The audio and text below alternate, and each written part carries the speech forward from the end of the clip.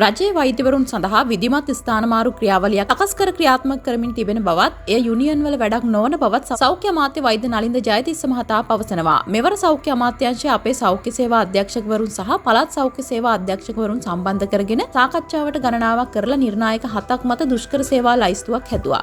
ඒ list එක හදාන සෞඛ්‍ය අමාත්‍යාංශයට වෘත්තීය සංගම් අවශ්‍ය නැහැ. ඒක යුනියන් වල වැඩක් නෙමෙයි. ඒක සෞඛ්‍ය අමාත්‍යාංශයේ වැඩක්. ඒ අනුව 265ක ලයිස්තුවක් සකස් කළා. ඒ ලයිස්තුව තමයි අපි ප්‍රකාශයට පත් කළේ. ඒකට යුනියන් සම්බන්ධ කරන්න අවශ්‍ය නැතැයි අමාත්‍යවරයා පවසනවා.